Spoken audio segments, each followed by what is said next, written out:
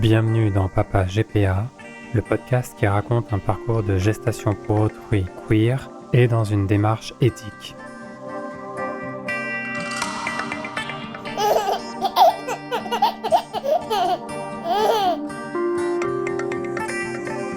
Épisode 6, la femme porteuse et l'agence.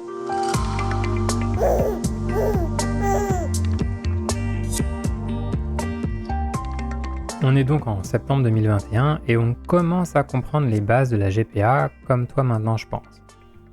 On prend donc contact avec des agences afin d'en sélectionner une et les premiers rendez-vous en visioconférence, on les fait en octobre 2021 sur l'île de Kos en Grèce où on est en plein stage de poterie. On fait ça le soir, on a les ongles encore plein de terre et on se met dans un petit coin de l'atelier et on prie pour qu'Internet tienne le coup. Oh, tu nous aurais vu tout fébriles sur nos chaises en bois qui murmuraient parce qu'on entendait les termites qui les rongeaient de l'intérieur. À tout moment, nos sièges pouvaient s'écrouler sur eux-mêmes. T'aurais bien rigolé. C'est une sensation toujours étrange de savoir au début d'une longue aventure qu'on espère merveilleuse. On a pris le choix de l'agence très au sérieux. On avait une liste de questions sur l'organisation et les processus, les responsabilités, les coûts, mais aussi sur les critères et objectifs éthiques que l'agence se donne. Comme c'est pas régulé aux États-Unis, tout le monde fait à sa sauce, notamment sur la manière de facturer. C'est très difficile de comparer les agences car de l'une à l'autre, ceci ou cela sera inclus dans le package ou pas. Donc sur les conseils de notre fameux couple d'amis, on a fini par faire une feuille de calcul où on a décomposé les offres item par item. Ça rendait les choses beaucoup plus claires. À service comparable, les prix peuvent énormément varier, parfois avec plus de 30% de différence. Côté service, il y a des grosses différences aussi, et c'est important de savoir ce qu'on veut. Comme je l'ai expliqué dans un épisode précédent, les agences vont s'occuper de trouver une femme porteuse et de l'accompagner dans les démarches, la préparation et la grossesse. Ça, c'est la base commune. Mais certaines agences vont intégrer d'autres prestations et s'occuper de tout de A à Z. Par exemple, elles vont intégrer aussi la partie juridique, avec des avocats et avocates liés à leur agence, ou la partie compte séquestre, avec un service de leur agence, et parfois même l'assurance bébé avec une assurance de leur confection. D'autres agences, elles, vont défendre plutôt l'importance d'avoir différents prestataires indépendants les uns des autres pour éviter les conflits d'intérêts. Et c'est pas rien. Un autre couple d'amis a été en litige avec son agence, et l'avocat qui devait les défendre appartenait à l'agence. Donc évidemment, tout était biaisé. Ça n'a pas été simple. Alors, il n'y a pas de modèle mieux l'un que l'autre, faut juste savoir ce qu'on veut. Nous, on préférait et on se sentait capable de coordonner différents acteurs avec l'aide de l'agence. Et ça nous permettait aussi de limiter un peu les coûts car généralement, plus c'est inclusif, plus c'est cher. Oh là là, des entretiens avec des agences, on en a passé. À partir de là, nos soirées deviennent un casting permanent. Je crois qu'on a rencontré plus d'une quinzaine d'agences. Au fil des sessions, nos questions sont de plus en plus aiguisées. On sent tout de suite ce qui paraît étrange et surtout on ose poser les questions. À notre retour de Grèce, quelques semaines plus tard en novembre, on va aussi à un événement à Bruxelles organisé par l'association internationale Men Having Babies. Ça nous avait été conseillé par un couple d'amis qui voulaient faire une adoption mais qui ne voyaient pas la fin de leur attente et donc qui avaient commencé à envisager la GPA. Cet événement, c'est une sorte de salon de la GPA. Avec des agences, des cliniques, des cabinets d'avocats et avocates, des associations. On peut rencontrer tout le monde et discuter en groupe ou en rendez-vous personnalisé. Il y a aussi des panels, des présentations, des débats. C'était très intéressant et on a beaucoup appris là-bas. C'est toujours bien de rencontrer les personnes et prestataires en vrai. Bon, c'est aussi éprouvant, forcément. Car toi, t'arrives un peu la bouche en cœur avec tes 3 infos sur la GPA et tu réalises qu'il y a encore des pans et des pans de subtilité qui t'échappent. Un puissant fond de nouvelles questions et de nouveaux obstacles. Alors que toi, tout ce que tu veux, c'est devenir papa. Mais on fait aussi de belles rencontres. On confirme des directions et on apprend plein de nouvelles choses. C'est vraiment un moment important dans notre préparation. Le soir, on se balade en amoureux dans cette ville magnifique et on débriefe en mangeant des frites, puis des gaufres, et en se disant qu'on va bientôt être papa.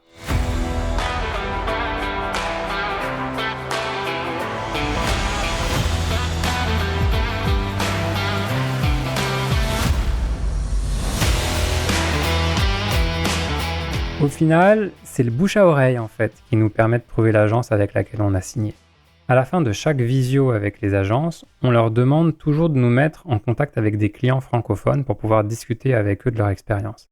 Comme ça, on apprend l'existence d'un groupe WhatsApp d'une 50aine de papas gays en France qui font une GPA ou sont en train ou veulent s'informer. Depuis, ce groupe a quadruplé de taille et une association qui s'appelle Mes deux papas est venue en structurer l'approche. Ces groupes de discussion sont importants pour nous. Au-delà de pouvoir parler avec des personnes qui vivent la même chose que nous, ce qui est déjà génial, on peut poser des centaines de questions et les réponses fusent. Ce savoir partagé nous a permis d'économiser des milliers d'euros et d'heures. Et on l'utilise encore pour aider les autres.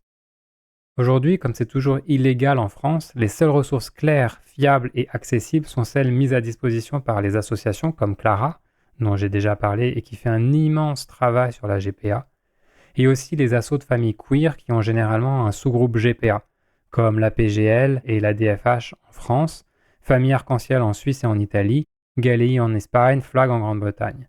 Tout ce travail associatif et souvent bénévole est ultra précieux pour nous. Sans tout ça, on serait toutes et tous isolés et beaucoup plus vulnérables.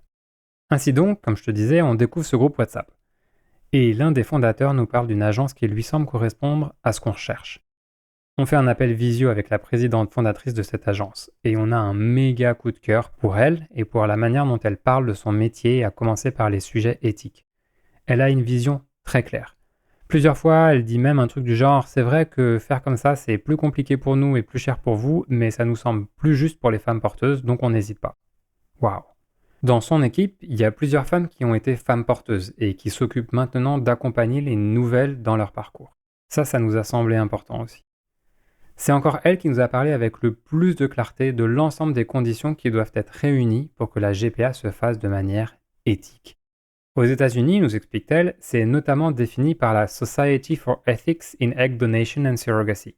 On pourrait traduire par Comité pour l'éthique dans le don d'ovocytes et la gestation pour autrui. L'acronyme du nom en anglais, c'est SEEDS. Et SEEDS, ça veut dire graines. C'est marrant, non? Il y a également l'American Society for Reproductive Medicine, ASRM, Comité états-unien de médecine de reproduction, qui rend des préconisations qui complètent celles de SEEDS, notamment sur la partie médicale et clinique. À tout ça s'ajoute la patte de l'agence qui peut décider de compléter avec d'autres éléments. Par exemple, le fait de ne faire que des gestations pour autrui et pas des procréations pour autrui, différence que j'ai expliquée dans un épisode précédent, c'est ce que font quasi toutes les agences états-uniennes désormais. C'est le fameux duo de super-héroïnes partenaires, la donneuse d'une part et la porteuse d'autre part. Mais sans surprise, il y a aussi des agences qui ne respectent pas ces standards et qui ne sont pas adhérentes de SEEDS ou de l'ASRM. Et c'est pour ça qu'il faut bien choisir. Quand on plonge dans le détail de ces préconisations, on réalise à quel point, pour une GPA éthique, on est loin du Far West imaginé par la plupart des opposants et opposantes à la GPA. Alors oui, ce sont que des préconisations et ça pourrait être encore mieux encadré, mais il y a déjà une bonne base. Et c'est aussi ça qui nous a plu aux USA. Alors attention, je dis pas que dans d'autres pays ça n'existe pas. Je dis juste qu'on n'a pas eu accès à des infos aussi claires autre part.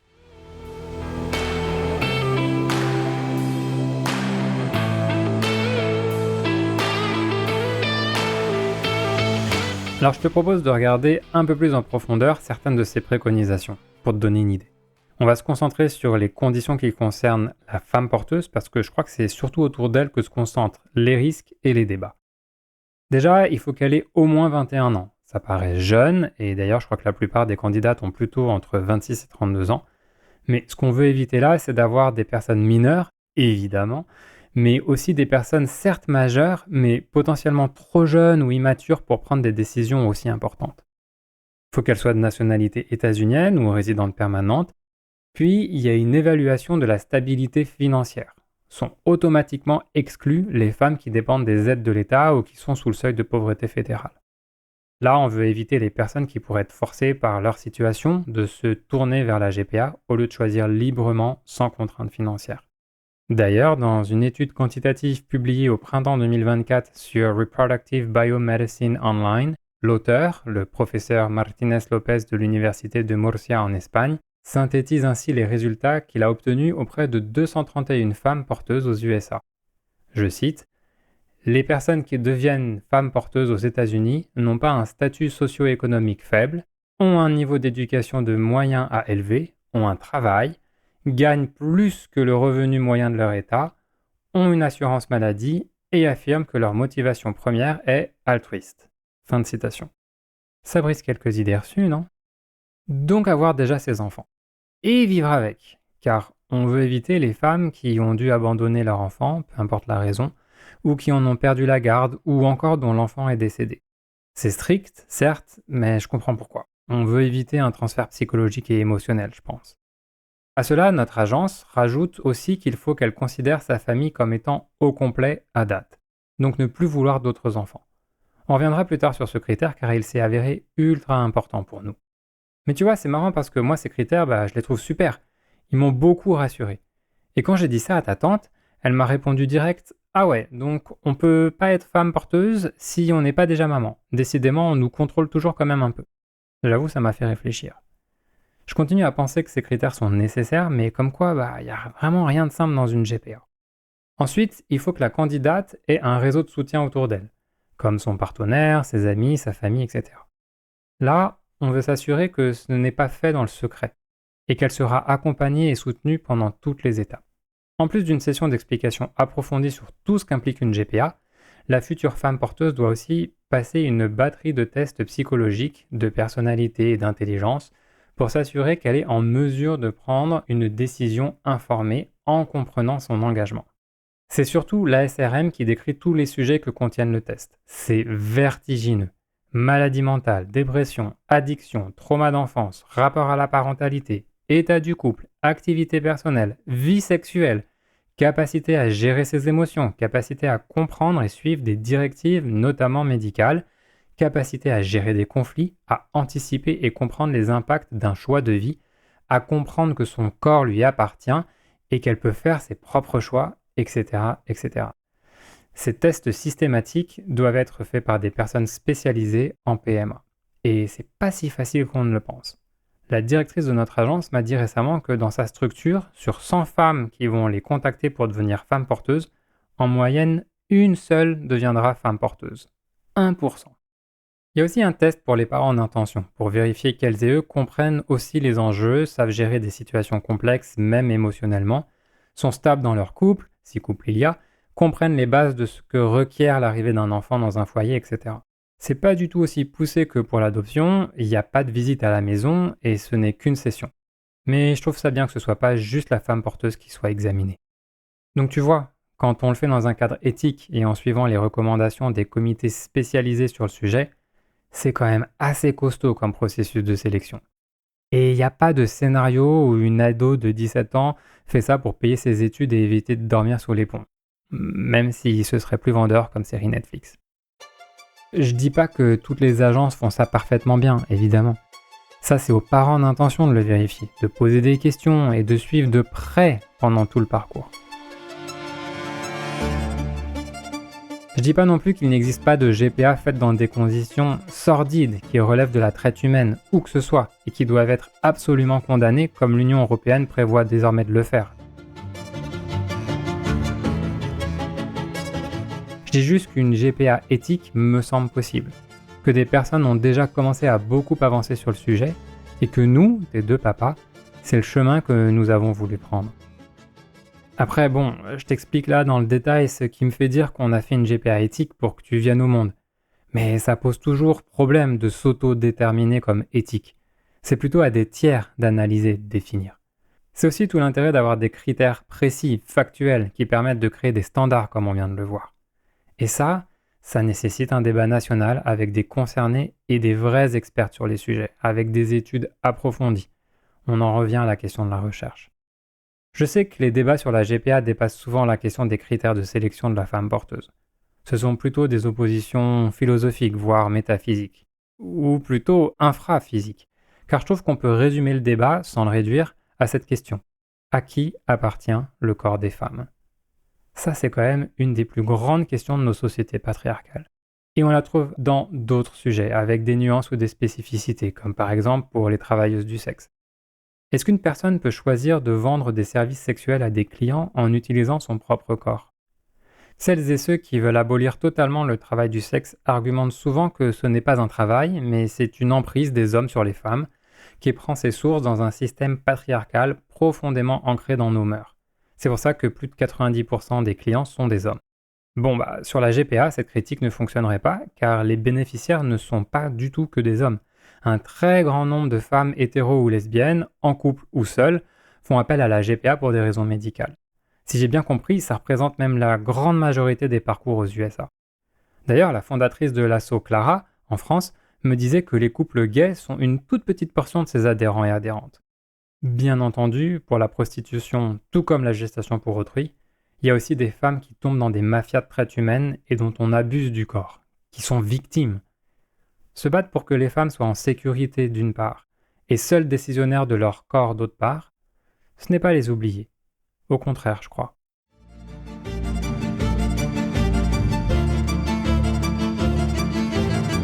On a plusieurs fois parlé de tout ça avec Diana, ta femme porteuse. On lui a demandé ce qu'elle pensait des opposants et opposantes et si elle avait été confrontée à des remarques. Elle nous a dit que la vaste majorité des personnes qui l'entourent avaient trouvé ça fantastique. Et c'est vrai qu'aux États-Unis, c'est généralement valorisé, il y a une aura autour de ces femmes qui est assez inimaginable en France. Et quand on dit que c'est totalement illégal ici en France, ça génère pas mal de surprises. Diana nous a aussi dit que les rares personnes qui ont commencé à lui faire la leçon, elle les a envoyées sur les roses tout de suite en rappelant qu'elle était seule décisionnaire sur la question. Faut pas trop l'embêter, Diana.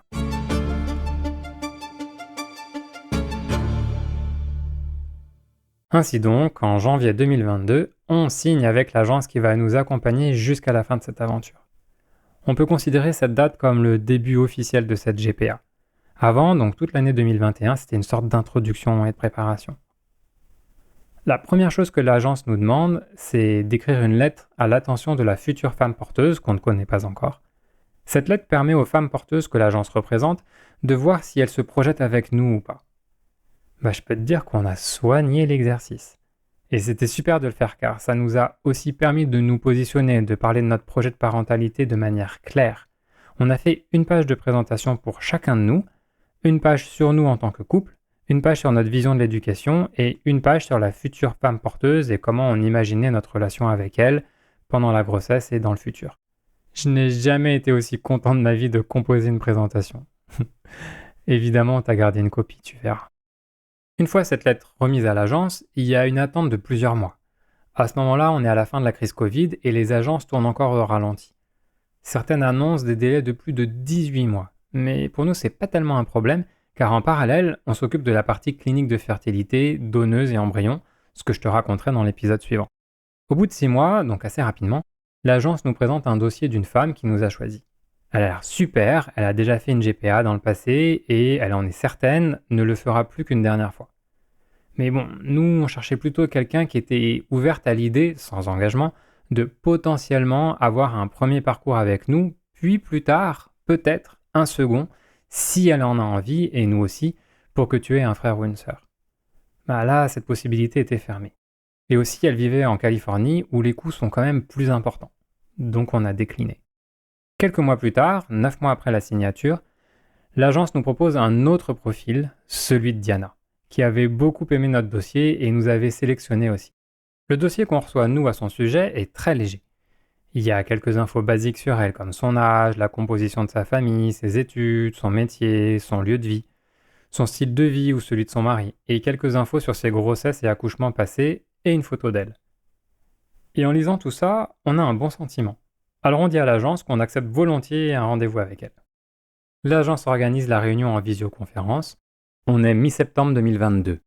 À ce moment-là, je suis en vacances à l'étranger avec ta grand-mère et ton autre papa n'est pas avec nous. On se retrouve toutes et tous sur un meeting Zoom, nous, tes deux papas, la directrice de l'agence et Diana, qu'on voit et à qui on parle pour la première fois. Je suis assis dans une vieille chambre tapissée qui sent la poussière et l'histoire de la ville millénaire qui m'entoure. Ta grand-mère, elle est dans une pièce assise à côté et elle lit. Ton autre papa, il est connecté au call et sur le canapé, chez nous. La directrice est à son bureau et Diana est dans sa chambre. C'est 4 mondes qui tout d'un coup se connectent pour créer un 5e monde futur, celui dans lequel tu nous rejoindras. Diana a un sourire magnifique et elle porte un t-shirt avec marqué dessus en énorme wife, mom, boss. Donc marié, maman, patronne. Quand je l'ai vu, j'avais trop envie de dire Yes girl. Mais bon, tu sais pas trop comment te comporter dans un rendez-vous comme ça. Alors tu te retiens. C'est un positionnement hyper délicat, car ton autre papa et moi, on s'apprête à vivre un des trucs les plus intimes qui soit, créer la vie, avec une personne qui nous était jusque-là totalement inconnue. Tout le long du parcours, cet équilibre se compose, se peaufine. Franchement, c'est une aventure humaine incroyable. Donc, on commence la réunion, la directrice nous présente et explique un peu les sujets qu'on va aborder ensemble, et là, Diana l'interrompt gentiment et dit en fait, je voulais juste commencer par dire que je suis hyper stressé parce que je veux que ça se passe bien, mais j'ai jamais fait ça, donc je sais pas comment m'y prendre. Voilà, donc si j'ai l'air stressé, c'est parce que je le suis. Et là, on a tous éclaté de rire et on lui a dit mais nous, c'est exactement pareil. Et on a rigolé de nouveau. C'était un début parfait. On a pu se dire ce qu'on ressentait et parler de nos émotions, s'ouvrir, partager et se taper une bonne barre de rire. Et cet éclat de rire, dès les premières secondes, il m'a porté tout le long. Tu as été conçu à plein de moments, Aube. Les embryons, le transfert, la grossesse, l'accouchement. Mais je dirais que tu as été aussi conçu dans cet éclat de rire et de joie. Ensuite, la directrice a repris le fil et on a couvert les points à l'agenda. En gros, on se redit de vive voix ce que le dossier contient et on s'assure que les points importants sont bien compris par tout le monde et on parle de ce que chacun et chacune s'engage à faire ou ne pas faire. Mode de vie, mode d'accouchement, présence des parents en intention, allaitement, etc. On aborde aussi des sujets difficiles comme celui de l'avortement. Ces discussions vont fournir la base du futur contrat qui sera signé entre Diana et nous. Je te raconterai tout ça en détail quand j'aborderai la partie légale et la constitution du contrat avec les avocats et avocates. Mais avant d'en arriver au contrat, il y a 2 étapes importantes à passer avec Diana. Et la toute première, c'est qu'il faut qu'on accepte mutuellement de faire cette aventure ensemble, évidemment. À la fin de la réunion, la directrice nous dit de prendre notre temps, de réfléchir les jours qui viennent et de se sentir totalement libre de décliner. Ce sont des choix trop importants pour faire à la va-vite. Sauf qu'en fait, nous, dès qu'on a raccroché, on se rappelle que tous les deux pour débriefer et on se dit « Mais cette personne, elle est parfaite, let's go !» On envoie un email direct pour dire « Oui, 1000 fois oui !» Et il se trouve qu'elle va faire pareil de son côté. It's a match! L'accord de principe est validé. On est trop heureux et évidemment très ému. À partir de là, l'agence crée un groupe WhatsApp pour communiquer plus facilement. C'est un moment délicat car on a très envie de se connaître plus, mais on n'est pas encore sûr que la gestation pour autrui se fera ensemble. Il manque la seconde étape avant le contrat, la validation du dossier médical de Diana par la clinique de fertilité. Tant que cette étape n'est pas passée, l'agence nous conseille, à nous comme à Diana, de pas trop s'investir émotionnellement.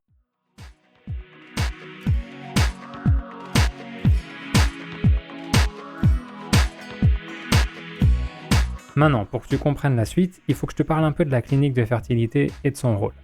Et bien justement, au prochain épisode, on va parler de cette clinique, de la donneuse et des embryons. Alors, à la semaine prochaine!